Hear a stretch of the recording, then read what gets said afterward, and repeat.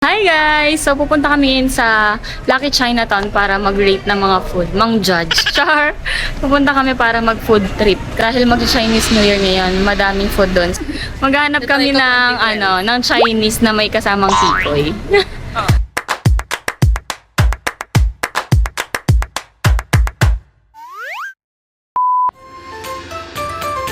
Food fair!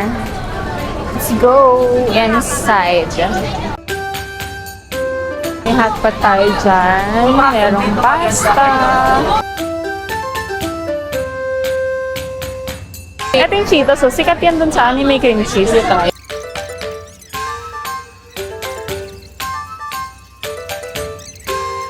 So, ayan. Ito yung binili namin. Tofu bagnet. Ito. Xiaolong Pao. Ano yan? Tteokbokki combo.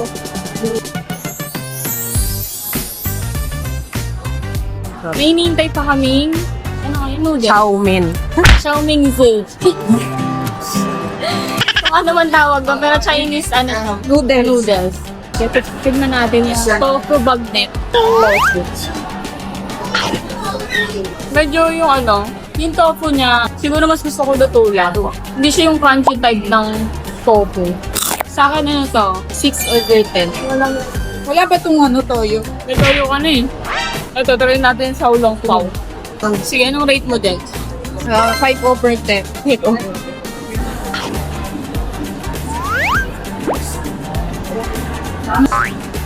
May cinnamon ba to? Hindi ko alam kung ano yung nasa loob niya. Hindi ko alam kung dessert siya or vegetable kasi yata. Parang matamis niya. Oo. Parang red bean. Oo, parang siyang peel niya. Kung ano man siya, it's not for me. 5/10. Huwag niyo kami judge siya. Base lang yun sa panlasa namin. Xiaomin. With Taiwan sausage. Wait, Taiwan. Let's try. For me, kulang siya sa lasa. Mahal tayo. Murakat kami. Si ate girl, oh. Kasamid ako ng chili, tapos ang hapdi talaga. Tubig, 20 out of 10. Sabi, ang sarap ng tubig. Korean food dahil sa Chinatown tayo. Oo, wala pa nga. 8 out of 10. So yun guys, umalis silang dalawa. Naiwan ako dito para umubos ng mga pagkain. Yun yung disadvantage ng pagiging bunso. Ikaw yung ginagawang taga-ubos. Tapos wala ka na lang magagawa kahit busog na busog ka na. Kasi ipapaubos talaga sa'yo, girl. Pero masarap naman yung tteokbokki. Bumili lang silang gamot kasi inaasid yung isa. So ayun, ngayon kasama namin ni Naan. Hindi niya naman kami in-advise na Manus at Gabis mukbang pala siya dito. Marshmallow! Grabe yung acid ko. Mahirap. Dapat yata niluluto. Ang rate ko dito ay 10/10 kasi ito na yung gamot sa acid ko. Ayoko na. Nakakasuka na. Last one. Kailangan kong pagalingin yung acid ko kasi hindi na kami makakakain. Maghahanap pa kami ng milk tea. Tikman natin kung talagang Yuck! Yuck, malos. Yogurt. Hindi ko alam kung Kawawa. masusundan pa namin yung mga kinain namin kanina. Pero let's see. Maghahanap kami ng mga milk tea shop.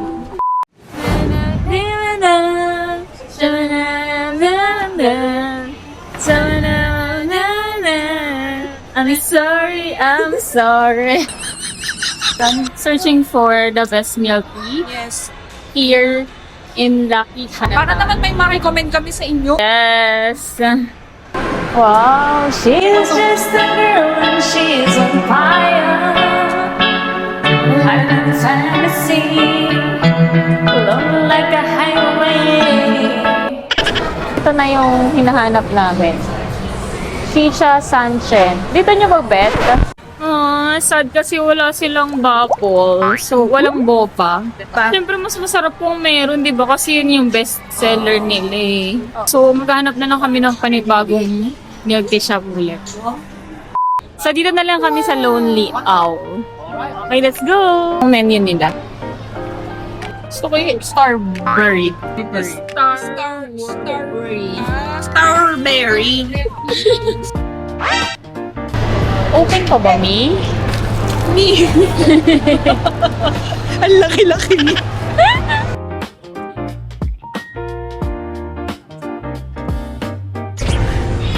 There you go.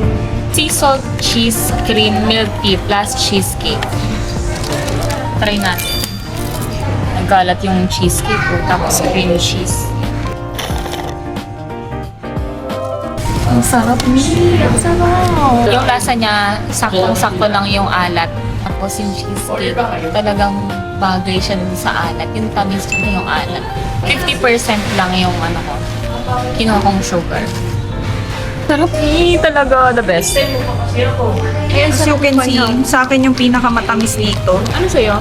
Roasted brown sugar with 100% sugar. Ano yung pag-test ng insulin?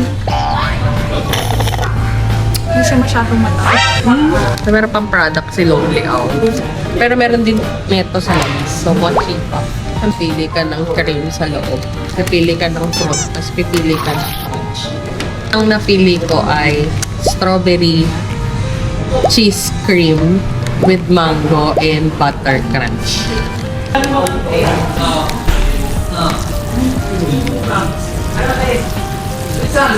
Wow!